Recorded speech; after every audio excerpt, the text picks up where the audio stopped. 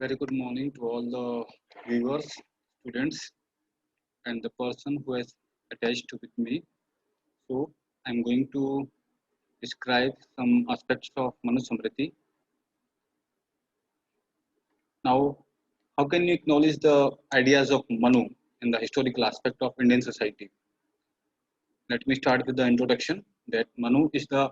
greatest and oldest lawgiver of the race. Manu जो हैं वो सबसे बेहतरीन और कह सकते हैं सबसे ओल्डेस्ट जो हैं लॉ गिवर माने जाते हैं इन द ह्यूमन रेस मानव जाति के इतिहास में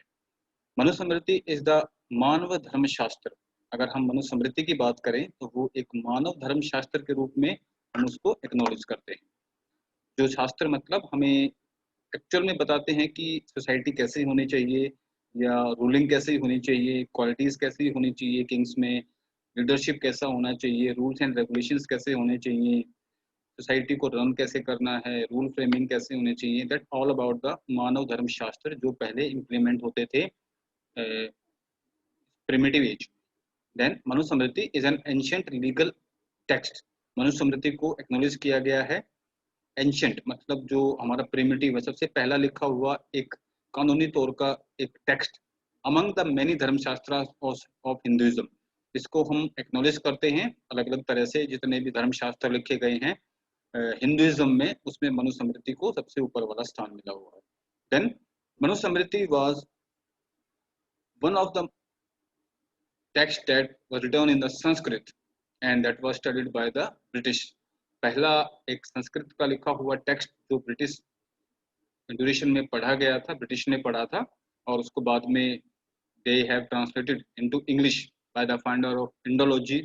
that was sir Williams Jones और इसको बाद में जो है ट्रांसलेट किया गया था इन द इंग्लिश लैंग्वेज जो कि इंडोलॉजी के जो फादर थे सर विलियम जोन्स उन्होंने ये कार्य किया था and the version was published in 1794 1794 में ये वर्जन जो है ये पब्लिश किया गया था ऑफिशियली एंड मनुस्मृति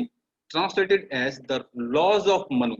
मनुस्मृति को माना जाता है कि मनु द्वारा बताए गए कानून लॉस मनु ने कौन से कानून बताए थे for the welfare of human being society and with the relate to the different parameters of society or the institutions of manu second इसको हम अल्टरनेटिव नेम दे सकते हैं इंस्टीट्यूशंस जो आपके संस्थाएं हैं कैसे बनी हैं मनु के अकॉर्डिंग वो काम कैसे करते हैं and is the most important and authoritative Hindu law book और उसको एक्नॉलेज किया गया है एक काफी अच्छी अथॉरिटेटिव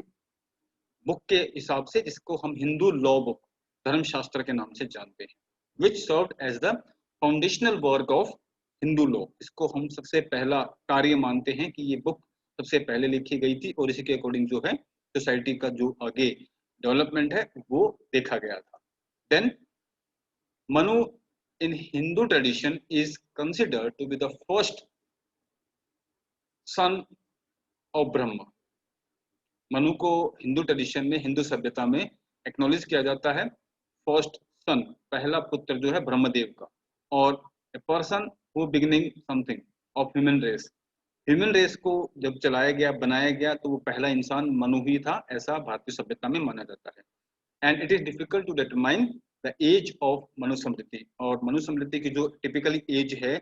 ड्यूरेशन है उसको एक्नॉलेज करना काफी कठिन है उसका टाइम ड्यूरेशन बताना इट्स नॉट पॉसिबल एक्नॉलेजमेंट नहीं है कि वो कब एक्चुअल में लिखा गया था बट हम उसको टेंटेटिवली जो है वो एस्क्राइब करते हैं कि ड्यूरेशन हम अपनी तरफ से उसको एक्नॉलेज कर सकते हैं हिस्टोरिकल एस्पेक्ट के according then the Manusmriti consist of 2684 verses divided into 12 chapters Manusmriti जो है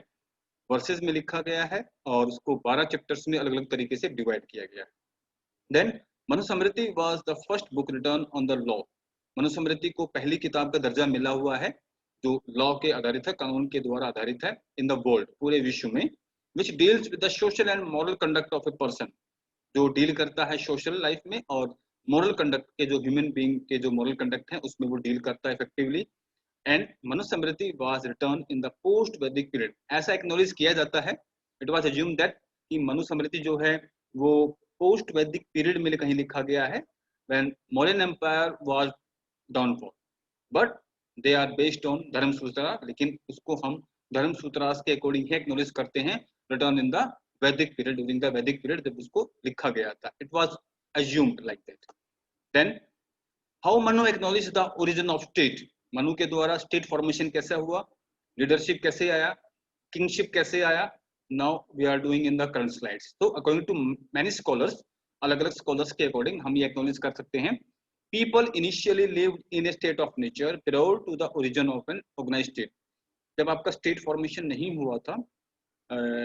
नेचुरली एस्पेक्ट से व्यक्ति जीते थे, जो पहले इंसान थे या पहली सोसाइटी जो क्रिएट की गई थी, that was without any loss and without any leadership, क्योंकि स्टेट ऑर्गेनाइज नहीं हुआ था, लोग अपनी तरह से जी रहे थे, जो भी मानव था इतिहास में, जो सोसाइटी बनी थी सबसे पहले. And the state of nature was like a state of war, और उसमें काफी प्रॉब्लम्स भी आई थी, क्योंकि कोई गवर्निंग अथॉरिटी नहीं थी, नेचुरल एस्पेक्ट से सब जीते थे, and there was no harmony, peace and goodwill. ना तो हम उसको एक बैलेंस्ड लाइफ मान सकते थे, ना हम उसको पीसफुल लाइफ मान सकते थे, ना हम उसको गुडविल के अकॉर्डिंग एक्नॉलेज जो है कर सकते थे. This period was considered the darkest period in the human history, और इसी की वजह से इस पीरियड को डार्केस्ट पीरियड के रूप में एक्नॉलेज किया जाता है इन द ह्यूमन हिस्ट्री, मानव इतिहास में. तो इन सच कंडीशन, ऐसे जब कंडीशंस उजागर हुए, आने प्रॉब्लम शुरू हुए, इट वाज स्टेटेड दैट, ऐसे कहा जाता है in the Manu Smriti, that people approach lord Brahma. आम व्यक्ति जो थे उन्होंने ब्रह्मदेव को अप्रोच किया, the creator of the world. Why? They want to relieve them from the torturous life. वो चाहते थे कि वो ब्रह्मदेव उनको टॉर्चरियस लाइफ से मुक्त करे, कुछ अच्छा मार्गदर्शन दे, और कोई ऐसा उनको ऑल्टरनेटिव दें ताकि जिसके सहारे वो स्टेट को ऑर्गेनाइज कर सके. Then the creator gave them a king, और ऐसा विख्यात है कि ब्रह्मदेव ने उनको एक राजा, एक लीडरशिप जो है वो प्रोवाइड कराई, तो maintain law and order and punish the wicked, जिसके कारण राजा को दायित्व सौंपा गया कि वो लॉ एंड ऑर्डर मेंटेन करेगा, सोसाइटी को वेलफेयर करेगा, डेवलपमेंट करेगा, और जो पनिश करेगा वो उसी व्यक्ति को करेगा जो गुनाह करेगा. Thus, according to मनु के according, state is not an institution. State जो है वो इंस्टीट्यूशन के रूप में कभी उभरा ही नहीं, but it was sudden creation. वो ब्रह्मदेव द्वारा बनाया गया एक सडन क्रिएशन था, जिसको एक्नॉलेज किया जाता है. तो सोसाइटी जो है मनु के अकॉर्डिंग वो इवॉल्व नहीं हुई, ग्रेजुअली धीरे धीरे नहीं बनी, उसको एकदम से मूर्त रूप दिया गया था, एक किंग का एस्पेक्ट दिया गया था, एक लीडरशिप प्रोवाइड करी गई थी, और उसके बाद जो ऑर्गेनाइज स्टेट है उसका जन्म हुआ था. एक ओरिजिन ऑफ द स्टेट, एक टिपिकली ऑर्गेनाइज स्टेट का जन्म इसी के अकॉर्डिंग हुआ था. Then Manu point that the need for the state was not out of the economic needs, but out of the evil intention and uncontrollable habits of mankind. देखिए मनु का जो ओपिनियन है, स्टेट की तो नीड क्या थी कि आर्थिक उन्नति हो, एविल्स का खात्मा हो, जो कुरीतियां हैं वो खत्म हो, और जो अनकंट्रोलेबल हैबिट्स है मैनकाइंड की उसको कंट्रोल किया जाए, ताकि कोई जो लॉ इम्प्लीमेंट करे तो उसमें कोई क्लैश ना हो. तो वो सब बैलेंस हमें बना के चलना चाहिए था. And in a way it upholds that the theory of divine origin of the state, और इसी को हम एक ओरिजिन डिवाइन थ्योरी मानते हैं, मनु के द्वारा दी गई कि संसार एक्चुअल में ऑर्गेनाइज्ड वे में बना कैसे था. This is the theory that I have told you. Then Manu on varna system, कि मनु का अपना एक पॉइंट ऑफ व्यू क्या था कि वर्ण सिस्टम को वो